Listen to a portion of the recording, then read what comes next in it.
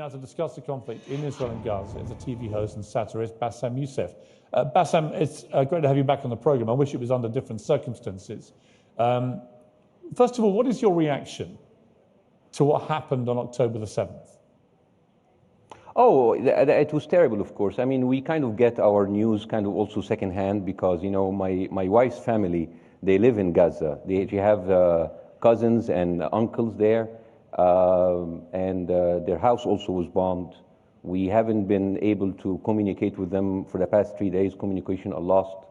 So we don't know actually what is the, how are they doing, but, you know, we're used to that. I mean, it's just like, it's very repetitive. We're used to that. We're used to them being bombed every time and moving from one place to the other. You know, it's just like those Palestinians, they're very dramatic. Israel killing us. But they never die. I mean, they always come back. You know, they're very difficult to kill, very difficult people to kill. I know because I'm married to one. I tried many times, couldn't kill her. I mean, there's a dark humor there, and I understand why. Because no, it's not dark humor. I try to get to her every time, but she uses our kids as human shields. I can never take her out. I would say I really applaud Israel for doing one thing that no military force in the world does. Because I heard Ben Shapiro and I heard Ron DeSantis, and they said Israel is the only military force in the world that warns civilians before bombing them. I mean, how fucking cute. That is so nice of them. Because with this logic, if Russian troops started warning Ukrainians before bombing their houses, we're cool with Putin, right? I mean, okay, Habibi, you have warned them, go invade, it's fine, you have done your job.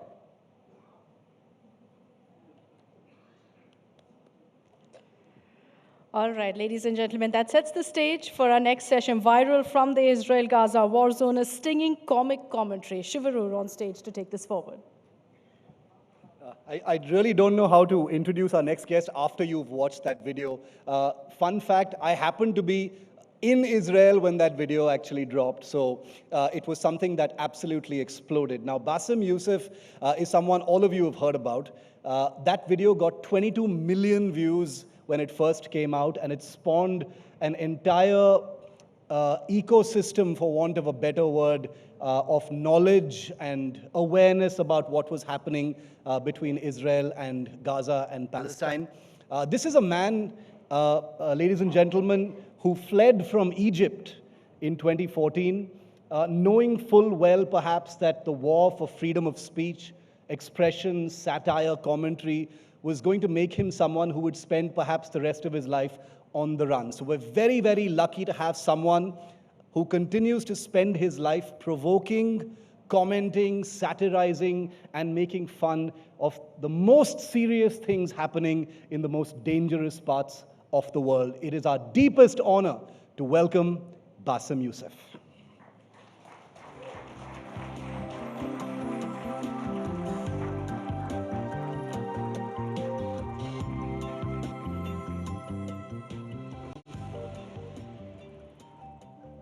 That's a very scary visual. Hi, everybody. I am very pleased to be here in India. By the way, this is my first time ever in India. And this week, yes, this is my first time. And this week is very special for me because in 5 days, I'm going to turn 50 years old. So the last thing I would ever imagine that I would spend my birthday in India. And I have to tell you, I've been here only for 2 days. Man, New Delhi, this is Cairo multiplied by 1,000. Wallahi. Like, I live now in Los Angeles, and everybody in Los Angeles bitches about traffic. And I tell them, if you haven't been to Cairo, you haven't seen traffic. And the thing is, this is what we do as brown people. We like to compete with white people with who has the biggest misery. It's like, oh, you have traffic? Wait, ya habibi, listen to me, you know? But I have to tell you, after 2 days in New Delhi, you win. We cannot compete with that kind of traffic. I thought it was, alhamdulillah, you guys are amazing. So it is amazing that I'm here, and I am very, very pleased to be here, and it's such an honor. And I don't know, I thought a lot about how to start my speech. So I thought of starting a speech of maybe like an unusual way, maybe quoting someone that you might know. And the quote goes as, starvation of an underfed Bengalese is less serious than that of sturdy Greeks. That was Winston Churchill responding to the news of millions of Indians killed in the Bengal famine in 1943. Churchill was also the one who said, "I do not admit that a great wrong has been done to the Red Indians of America or the black people of Australia. I do not admit that a wrong has been done to these people by the fact that a stronger race, a higher grade race, a more worldly wise race has come in and taken their place." Now, I know that my presence here carries certain expectations of talking about certain topics, or might I say, one certain topic, but it is all connected. Human stories across our history, with their pain, struggle, grave injustice, are all connected. The stories might come from different parts of the world, different eras of our past, but at the core, they are more or less the same story. It's a story of who writes the story, who owns the narrative, and who manipulates the truth. Winston Churchill was a hero to the British Empire. He is even considered by many as the greatest Briton that ever lived. But for India and for many other ex-British colonies, he was a racist, colonial, and hateful enemy. Same goes for many European and American politicians, leaders, and military commanders all through history. Someone's hero is another one's colonial nightmare. But we don't write the story. They do. It is also a very old and repetitive story. Throughout history, humans killed other humans, conquered humans, enslaved humans, exploited humans. From an evolutionary point of view, we are animals, but we don't want to feel like animals. I won't just get up and kill you in the morning. Who do you think I am? An animal? No, I'm human. I am evolved. I only kill if I absolutely need to. So I need a justification. You are a threat. You are a danger. You brought it on yourself. But most importantly, you are not as human as me. Under the Nazis, Jewish people were called rats. It's not that easy to put a human in a gas chamber, but a rat, put 10, put 100, put 1,000,000. It's just a rat, an animal, a subhuman lower than me. You can't just take another human, put him in chains, enslave them, torture them, and treat them like animals. You need to see him as an animal, as a savage, as someone who doesn't deserve to be human. It's their color. It's their primitive culture. They are less than me.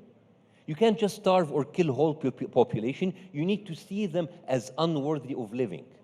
Killing humans is difficult, but doing it because of feeling superior, entitled, that's easy. In short, humans have been consistent about one thing and one thing alone: being assholes to other humans. Throughout our history, we killed people because they had the wrong religion, the wrong color, the wrong ethnicity. But they don't even have to be different. Even with people who looked, sounded, and believed the same, we, like the assholes we are, managed to find something, anything, to excuse ourselves for our shitty behaviors towards others. Maybe we can't help it. Maybe human nature is by nature a shitty nature. But there is the problem. Humans actually believe that they can do better. After World War II, with the formation of the UN and the new Universal Declaration of Human Rights and the spree of nations' independence around the world and the civil rights movements and the fight for equality and prosperity for all, we thought that we could evolve into better humans, that the atrocities that happened in the past will never be repeated, never again. We are not primitive anymore. We are not in the dark ages anymore. We have defeated colonialism, racism, and injustice. We can do better and finally become human. How embarrassingly naive we were. We maintained our brutality, but we became more creative in justifying the shit we do to other humans. All because we became more connected to reality. You see, a long time ago, we weren't aware of what's happening far away from us. If you were a resident of ancient Athens or Rome, if you lived in Spain or Portugal in the 1600s, if you were a citizen of England or France in the 1800s, you would have enjoyed a good life under the power of those empires. But this quality of life was made possible through the exploitation of other nations and people. But the people of these empires were too far removed from the process. They enjoyed the fruit of their nation's dominance without having to know how it happened and at what human cost. 100 years ago, you would have never heard this in London. Let's have some tea. It's fair trade. No Indians were harmed in the process. No, people were like, oh, spices. I don't know how we got them, but yay. Same is true today. I now live in America, which in its spare time invades people here and there. And because of that, we enjoy great discounts at Costco. But now we are not that remote because of the technology that is available in our hands. We now have a first row seat to the killing, the abuse, and the exploitation necessary to provide a life of comfort, wealth, and prosperity for the mighty and the powerful. So now, we as humans need even better justification, more effective distractions, and more bullshit reasoning so we don't feel bad about ourselves. Now, we need a better constructed reality to make us feel okay with all of this, an alternative reality, or in layman terms, propaganda. But despite our progress, and despite our elaborate propaganda, our justifications to kill others remain the same. They are savages, terrorists. They are coming for us. They have WMDs. Boom, let's invade Iraq.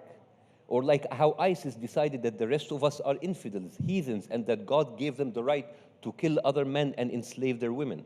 Or when Israelis feeling that because they were God-chosen people, they can kill others that God didn't choose.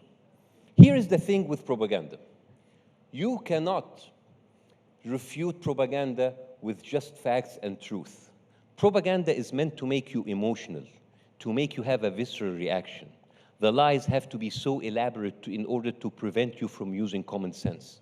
They distract you, throw you off balance, ignore reality, and make you focus on what they want you to focus on.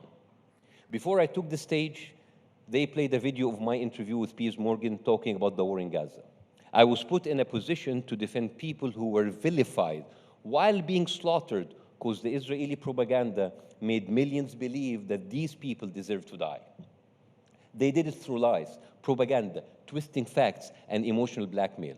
In these situations, the truth doesn't work. Facts don't work. You need to destroy propaganda in a way that is slick and effective. Suddenly, satire comes in handy. How many people should we kill? As many as we can. But Israel is warning civilians before bombing them. Very, very cute. All I did was regurgitate their talking points to them to make them see how stupid they are. Propaganda is not just about lies, it's about distraction. Just take a small sample of the cliches they use in order to divert the conversation. I'm sure you heard these one after the other. What is a proportionate response? Does Israel have the right to defend itself? Do you condemn Hamas? Does Israel have the right to exist? October 7th, decapitated babies, babies. Women were raped. Babies were put in the oven. They are killing babies. October 7th. Why don't the Arab take in the Palestinians? Where is the outrage when Muslims kill other Muslims? Why don't you talk about Syria, Libya, Sudan, Yemen? October 7th, you are anti-Semitic. You are a Jew hater. You are a terrorist sympathizer. Do you condemn Hamas? October 7th. We will talk about everything except the killing that is happening every day as we sit here discussing bullshit talking points.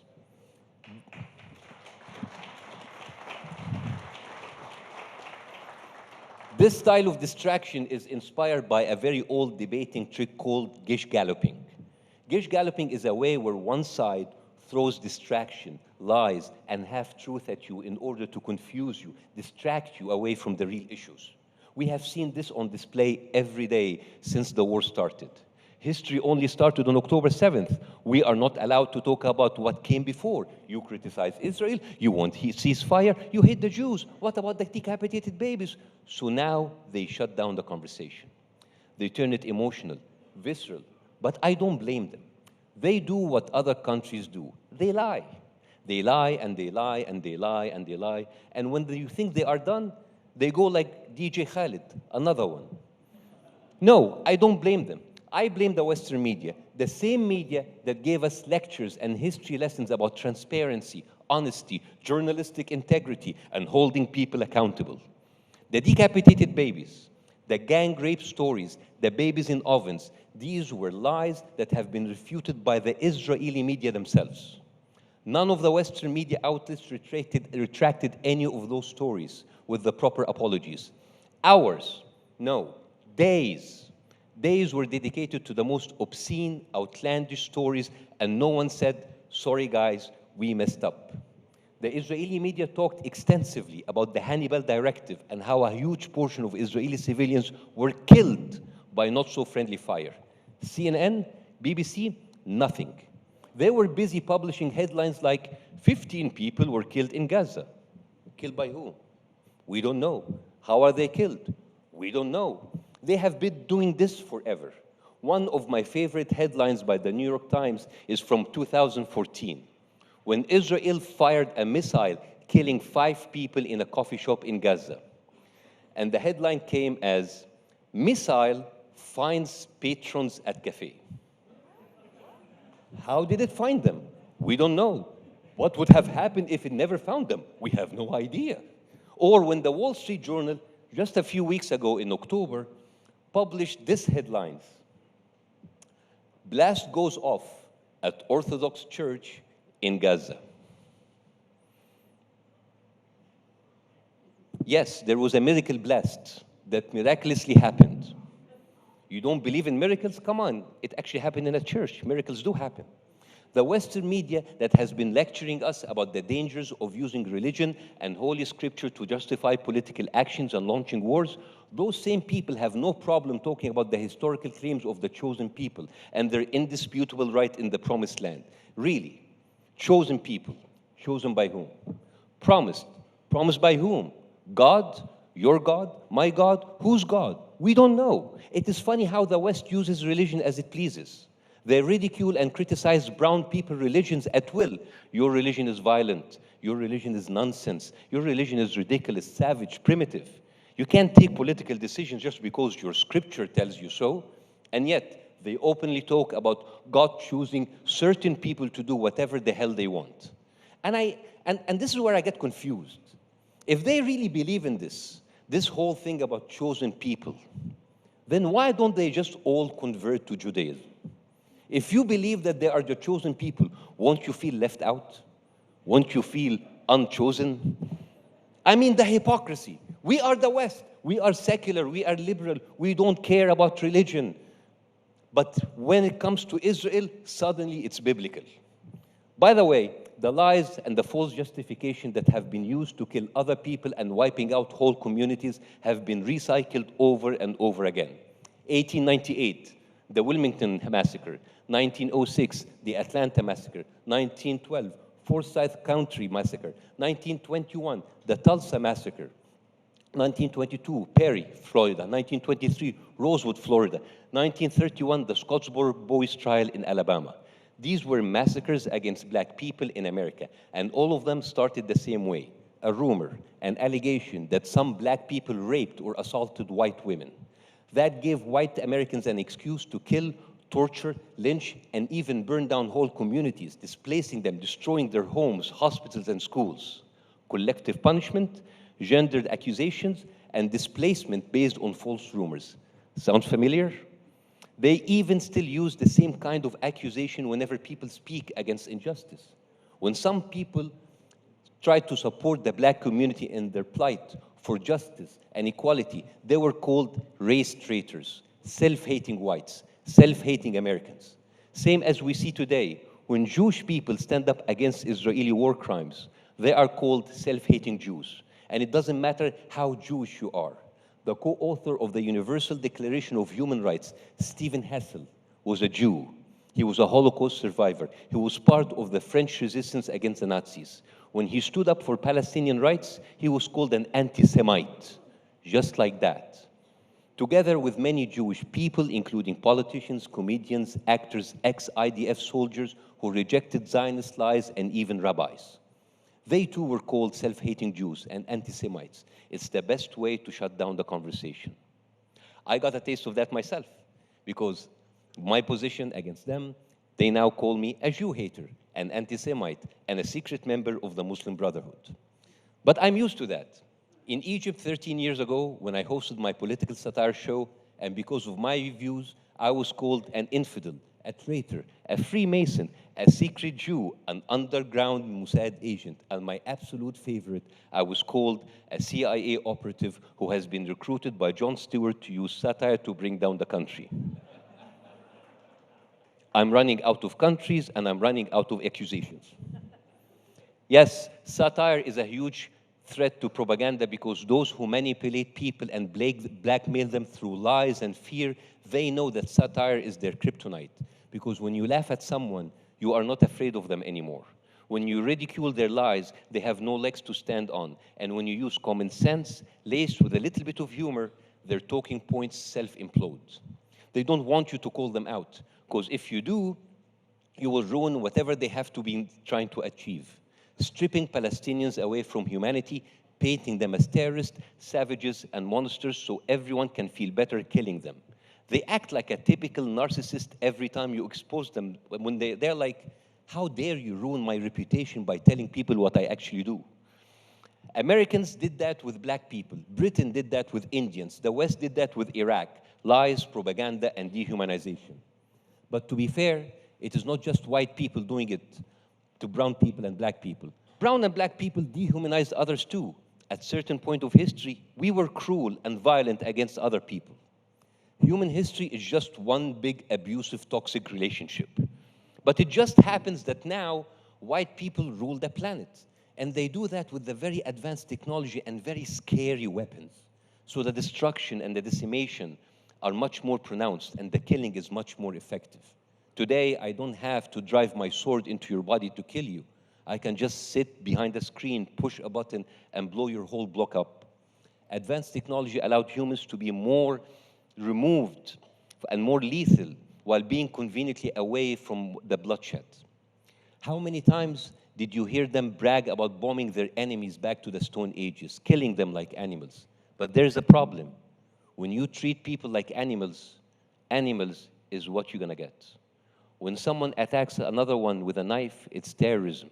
But if I fly comfortably in my $64 million F-16, pushing a button to drop a 16,000 A-84 multi-purpose bomb on a residential block, killing 200 people, that's not terrorism, that is war. Those are just collateral damages, sad and inevitable outcome of war. We have gotten so comfortable killing people from afar, from behind screens, treating them like savages that they roam behind fortified walls. It's easy and convenient. But here's the problem. When that screen is removed, when the fortified walls get breached, you will find yourself face to face with what you have created. You bomb them to the Middle Ages, then Middle Age brutality is what you're gonna get. You treated them like savages, they will attack you like savages. Despite all that, I still consider myself very fortunate living in today's world. I often marvel at our human ability to innovate and create a better life that is easy, convenient, and even at sometimes very entertaining. But I'm also scared of our own ability to hate, discriminate, and self-destruct. I hope that we truly evolve to understand that we are all the same. I wish that we can understand that no matter how much we think we can be powerful enough to abuse, exploit, and kill other people, what we are really doing is killing our own humanity. I wish that the leaders we celebrate would be leaders who help lift all humans, help all humans, be good to all humans, not just leaders who acquire their fame and status from using and abusing a group of people from the benefit of their own. And speaking of leaders, and in closing, there is just one thing left for me to say. Fuck Winston Churchill. Thank you very much.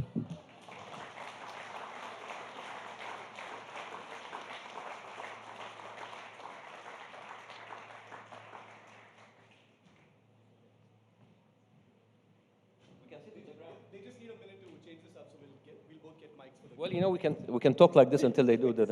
Not to Okay. keep them wait. Hello. Can we just do it like this? Yeah? Okay. So you've given us a whole lot to think about, Bassem. We didn't expect anything less, but I'm going to start off with what you started with and how you ended. I'm not going to repeat the words, but beep Winston Churchill is something that I dare say would get a rise out of most Indians. Okay. So you've warmed yourself to all Indians by saying that about Winston Churchill. But why? Why did you think that, talking about Winston Churchill and the British would get everyone's blood up? Well, because It's a very provocative thing, and it's something that a lot of people relate to in this country. Well, because we basically, I said before, Egypt and India is like Egypt but multiplied by 1,000. We were also occupied by the British for a very long time. And we understand what is the meaning of being looked down, and what's the meaning of actually being discriminated against, being looked down as a lower race because they think they are better and they have the right to exploit our riches and our resources because they are entitled to do that. And while they are heroes in their own land, they do that on the expense of our own people and our own resources. So I understand how you feel. And I felt kind of a more of a camaraderie with Indians in this particular matter. I wanted to talk about anti-Semitism now, Bassem, because that's something that you're attacked with a lot. You're called a Jew hater, you're labeled as anti-Semitic. People are unwilling to listen to anything you have to say sometimes because they say, no, the place he's coming from is anti-Semitism. And that's one of the themes that you just touched upon right now when you talked about how all these things are thrown at you so that the essence of what you want to say is diluted or diverted from. How do you respond when people call you a Jew hater or an anti-Semite? Well, here's the thing. The accusation of anti-Semitism is a very dangerous accusation. No one should ever be hated or discriminated against because of their ethnicity and religion. But the way that it's been used and overused and abused, it's being used in a way to shut down conversation. Everybody's an anti-Semite, and it's been so overused that it doesn't mean anything anymore. It's like, whenever you call everybody Islamophobe, Islamophobe, Islamophobe, you know what people say? Okay, I'm an Islamophobe. What you gonna do, right? I don't believe that way, that when you throw accusations at people in order to shut down the conversation. Jonathan Glazer, he was like an Israeli Jewish director. He won an Oscar for his movie about the Holocaust. And because he refused to have his Jewish faith to be used as an excuse to kill other people, he was called an anti-Semite. So if you overuse a certain accusation, it means nothing. It means nothing anymore. It's like, you want to call me an anti-Semite, call me I don't care. But the thing is, here's the thing. Even in India, even in America, even in Egypt, the way that people use like, oh, you hate your country, you hate your religion, you're not Indian enough, you're not Egyptian enough, you're not American enough, you're a self-hating American, you're self-hating Egyptian, self-hating Indian. This is a way in order to create this visceral emotional blackmail so people will be scared to speak up. So I think what happened is good because we need to speak up because they cannot use these empty accusations against us anymore. Because if they use that, this is going to be the first step to shut down the conversation and do whatever the hell they want while you being afraid to speak up. Being called a self-loathing Indian is very much part of the conversation here in India as well, so we know what you're talking about. But But the thing is, yeah. I'm sure that a lot of people who have been called self-loathing Indians are people who criticize what's happening in India out of love. The people who actually criticize things in their own country or their own religion, it becomes, if I don't care about my country, I will not criticize what's happening, right? Or if I'm complicit in what's happening, why would I criticize? And again, as you said, self-loathing Indian, self-hating Jew, self-hating American, it is the same exact way and strategy in order to shut down conversation. Many of the things you've spoken about are extremely evocative, and the parallels you've drawn are themes that resonate with us as Indians as well, from your Egyptian experience. And I just wanted to quickly tell our audience here, because I was approached by many people, raise your hands if you have a specific question for Bassem. You can ask him, he will answer you. We've got about 25 more minutes. So I have a few questions, so until we pass some mics around, if you raise your hand, I'll see you. Okay, yeah, over there. But before you, I'm going to quickly ask one question. Since you talked about, Bassem, elaborate lies, propaganda as, subtle elaborate lies. It's not loud, it's insidious, it's subtle. You don't really know it when it's happening. What's the most elaborate lie currently in your view? In my view? Yeah, in your view. Well, there's a lot of them. The whole thing about the propaganda that there was gang raping of women and decapitated babies. The Israeli media itself has refuted these claims time after time after time after time. And that's why I use the example from the black history, African American history in America, because they would use that in order to kill and decimate whole community. I don't know if you know about that, about Tulsa. In Tulsa, in Oklahoma, there was a very prominent and very lavish black community. They had good businesses. They were like raising up in the socioeconomic ladder, and just because of a lie that some black person assaulted a white woman in an elevator, their whole district was burned out. In Atlanta, it happened the same, and they even pushed them and displaced them into a smaller place in the middle of Atlanta. So that's why it is this kind of ways in order to use a very, very elaborate lies in order to kill people. Okay. We've got a question over there. This guy did it first. Okay, there first and then you. Yeah, go ahead. Promoting me up the order, sir. So while I very much enjoy satire myself, thank you for promoting me up the order. While I very much enjoy satire myself, Malcolm Gladwell hosted a podcast where he said that satire often misses the mark because a lot of the audience takes it literally. They don't know you're joking. Have you ever faced this problem, and do you have a view on satire? Thank you. Oh, absolutely. Even especially in the Arab world, a lot of people mix satire with disrespect. If you joke about something, you're disrespecting me, and this comes from an authoritarian mind. Because if I'm in a place of authority, you don't have the right to criticize me. It is kind of like the father figure, man. I'm your father. How come that you criticize me? And that works in families, but that doesn't work in politics. Because in politics, you're an elected politician. It doesn't matter how old or how respectful, you're not my father. You are there to do a job for me. I mean, this is the idea of a public servant. So when you criticize using satire, it is a way of freedom of expression. But people, they shut down the conversation. They call you disrespectful. They even use religion in order to discredit you. So of course, satire doesn't miss the mark. People who criticize it, they miss the mark. Do they say, why are you making fun of a serious issue? Oh yeah, all the time. Yeah. Right, Bassem, here. Humor me a little. You haven't spoken about your terror past, your connection with terrorists back home. Why? Tell us all. Also, you criticize the West, but when you were to flee Egypt, you landed in the great US of A. Absolutely, absolutely. Well, here's the thing. I criticize a country that I wanted to be better. I tried that with my country and I failed. Now I'm in a new country. That's why I don't want to be running out of countries.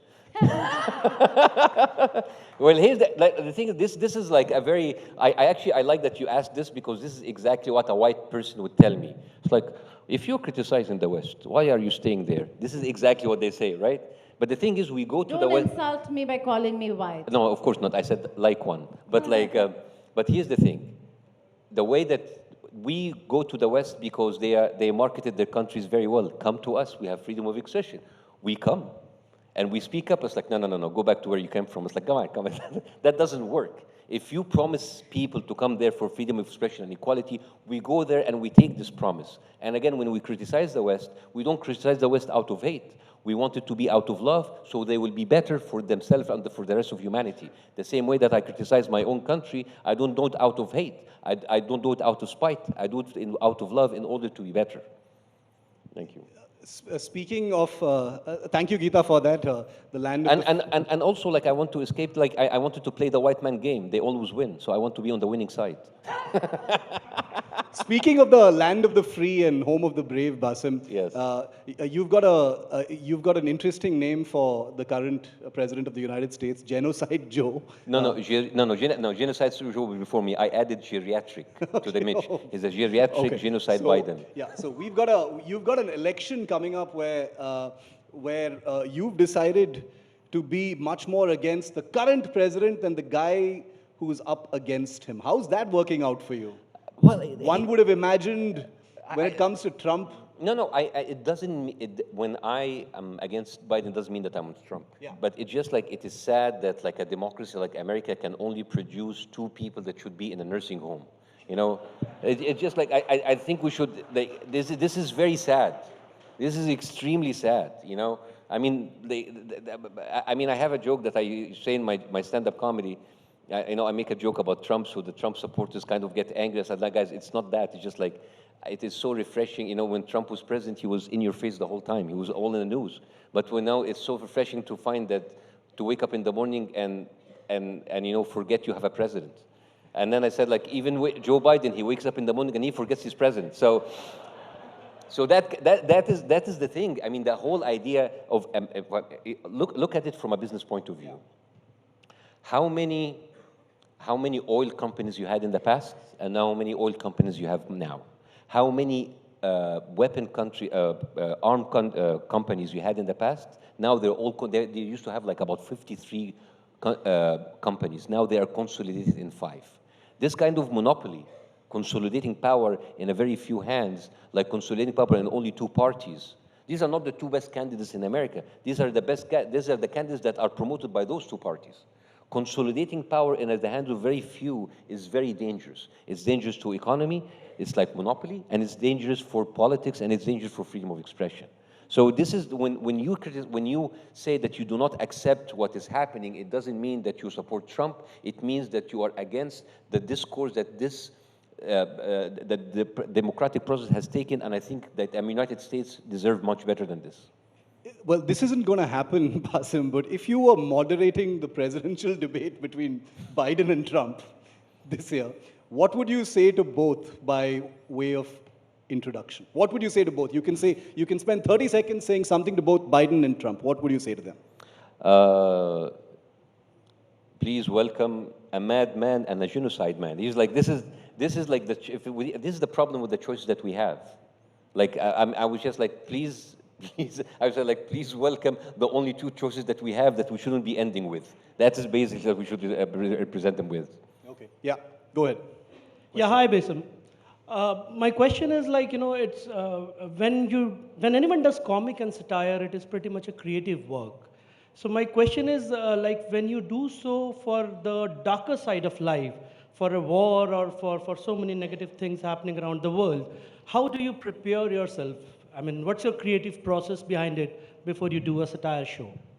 What is the creative process of writing comedy? Satire and comedy of the darker subjects. Yeah, I go into a period of depression. And then I end up with some suicidal thoughts. And this process of self-cleansing and the need to exterminate yourself, accompanied by me being coming to become 50 and in my midlife crisis, so that all creates a great environment for dark satire.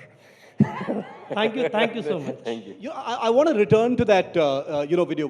We've got a still image from the Piers Morgan conversation that you had that went so incredibly viral. What happened immediately after that, Basim? Because you went and did another longer piece with Piers that was in LA. But in the immediate aftermath of that incredible piece with Piers for the first time, what happened immediately after that? What changed for you? Oh, my life changed forever. Apart from your enormously bigger fan base and audience, what changed for you? Well, of course, there are some positive changes because suddenly a lot of Arabs came to me, and they're Arabs in politics, and they said like it's kind of like opened the door for them to speak because a lot of people are afraid to speak up. So, but what happened to me is that I lost a couple of jobs in Hollywood, and I actually gained a lot of work too. And it seems that it was the best representation of how you could be dropped by the establishment, chosen by the people. Yeah. Because in live comedy and live audience, you don't have to go through a middleman. You don't have to go through a studio. People come and they pay the ticket to see you. So it's more of like a vote of people, more than just like you having to go by what the establishment says. Got a question from there? Thank you for the honesty. We have very similar views about Mr. Churchill. I feel the conversation. You're going to get that a lot, believe me. Thank you. I'm very happy that I touched a nerve. Thank you. I feel the conversation may be a bit incomplete till we don't hear a few minutes about your views about Mr. Putin. I feel that also may be included in the conversation. What do you feel about Mr. Putin? What? The Russian guy? Putin. Oh, Putin. Yeah. But how do I feel about Putin? What do you feel about Putin? What do you think about Putin? I think he's an authoritarian dictator. Same. It's not. It's like, here's the thing. Well, when you criticize a certain side, it doesn't mean that you like the other side. I mean, the fact that like these are the choices that are given on both sides doesn't make it right. But I don't. I think like Putin is a dictator, but I think America in itself is going to, in its own way, of becoming what we call not a.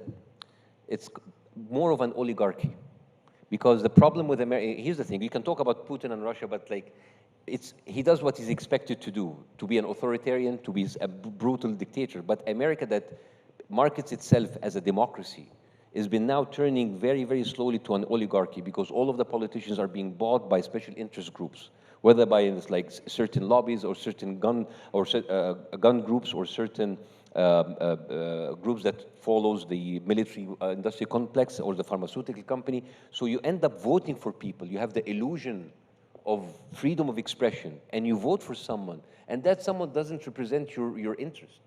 He represents whoever pays him in order to carry his campaign. So, like, about Putin, I mean, there's nothing really to be said about. Like, he's a classical brutal dictator. But, you know, I'm more concerned about the people who call themselves the leaders of the free world, who market themselves at the beacon of democracy. You need to step up for what you are talking about. Western hypocrisy is another theme that resonates with us here in India, especially the Western press. You know, you took the names of certain newspapers and publications, and those very frequently become trigger points here in India as well. You know, you often say, Basim, imagine if Israel was Russia. Would the press be looking at it the same way? Can you expand on that a little bit? What happens when you say that? Because you see, you've given us examples of how the Western press reports on Israel. You took those very, resonant examples of the headlines they gave for that bomb that went off in a church in Gaza. And you constantly say, what if Israel was actually Russia? Or what if the Palestinians were Ukraine? Ukraine, correct. But the thing is, when you say that, they tell you, how dare you compare them? You know, they don't even want to even start the comparison. It's like, oh, that's different. This is where the hypocrisy is very apparent, because they always talk about Israel's right to exist. What about Palestinians' right to exist? They talk about their right to defend themselves. What about Palestinians' right to defend itself? And it doesn't mean that when I talk about that I support Hamas. But this is how they want to kind of conclude the conversation. They want to put you in that corner, right? You can talk and criticize Hamas as much as you want, but Hamas is a product for what happened by Israel for years and years and years and years. So you cannot really separate the both. Got a question back there? Yeah, the lady in the glasses back there. Then I'm coming to you. First of all, thank you so much for sharing with all of us that there was no romantic golden age in the past. We come from great stocks of shit, and we're looking for an equally crappier future. But in times like this, when it is so dark, what gives you hope? That is, if you're still hopeful. What gives you hope is the new generation. I mean, I think it was very apparent in the past few months how the newer generation, who were not been following the legacy media, that they formed their own media, their own research. I myself have learned so much from younger people doing research and debunking lies and propaganda that have stayed for years and years and years and years. The younger people, Basha, yes, thank you. The younger people who have now like taken over TikTok and taken over the social media, explaining things to us that the legacy media didn't do for us. So maybe my hope is that new generation, who have their own way of acquiring information, that were having their own way of knowing the truth. And that is like the thing that gave me hope. Maybe the new generation that we criticize and we make fun of because they're on TikTok the whole time, maybe there's something that we don't see, that they will come and surprise us. Is that an opportunity, Basim? I want to explore that for a moment before I come to you. Is that an opportunity with this new generation rejecting legacy media, forming their own opinions, doing their own research? But the cycle of violence, the circle of war continues. Why isn't that an opportunity for things to actually change? Because they don't have the power. But power is still in the hands of the old guard. Because the geriatrics are dying. They have to die. Because No, dude, no, they don't have to die. We need to put them in a nursing home. But it's not that. It's just like, I think we have a great opportunity in the future for those younger people. Hopefully when they come to the position of power, they can actually make change. And maybe it is what we have seen in the past few months that will, as brutal as it was, it gives us hope in a new generation that we never thought that would perform that well. Yeah. Hey, hi, my name is Vimal Daga. I think you and I think everyone might believe that whatever we think and we talk much, that will happen or maybe manifest, right? We are the normal people, human beings, right? We don't like wars, we don't like any negative things, right? I know this is not good for your business, you guys' business maybe, but I think if you want to remove these kind of negative things or war, right, we have to stop. I believe the only way to stop something is to stop talking about those topics, right? If you keep on talking something, a negative or anything about war, and not about you, I'm just talking very general, right? I think that is the only way to stop the negative thing, right? Otherwise, it will manifest more and more. All right, let's follow your advice and let's talk about everything bad happens in the world and see. Let's give it a week. Every positive things. I mean, I think this is a very nice and spiritual way to speak about things, but I think that doesn't work because the only way things change is actually you talk about them.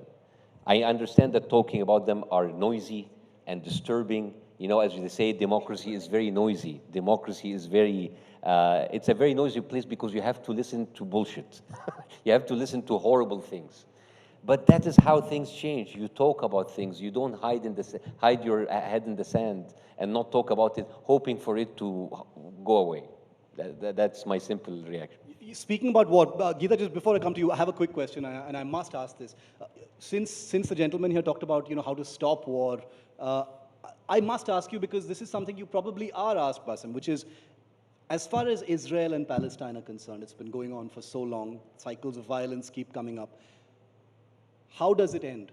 What needs to happen for it to end? You're asking me? I'm asking you. This is a 75 years conflict that scholars and politicians and nations fail to stop. That's probably why. Maybe it needs a comic. It comes down to justice. Justice, to be fair and to give people what they deserve. You cannot expect to come and replace a whole population, take their land, and then expect them to go and die silent and disappear into the night. I mean, it happened before. It happened with the Native Americans. It happened with the Aboriginals in Australia. But 50 million Native Americans were killed, 20 million Aboriginals killed in Australia. But the thing is, we don't live in 1400s anymore. We live now, we see that what happens day to day, and you cannot just like annihilate a whole people or expect to displace 7 million people outside of a certain land and expect it to go away. Like, if we really believe in our ability to be humans and to change things, we cannot allow the mistakes of the past to keep repeating because it just happened before. Geeta, we're almost out of time, so yeah. Thank you, Shiv, for a Here's second chance. I can, second Bassem, question. I can Here's go the on not and so. on with you. Here's the white woman again. The white woman again. Bassem, Yes. you have turned a very dark age or a stage in our history into a lot of people to ponder upon, but also brought it to the fore through your humor. But it's about content generation. Where are you getting this content from? What is, just give us one glimpse of your conversation with your loser cousin back home or back in Gaza, your brother-in-law in Gaza. What's a conversation that you have, and how do you pick up content from that? What conversation do I have with Your my loser cousin or your loser brother-in-law? By the way, my loser brother-in-law is not actually a loser, he's a doctor.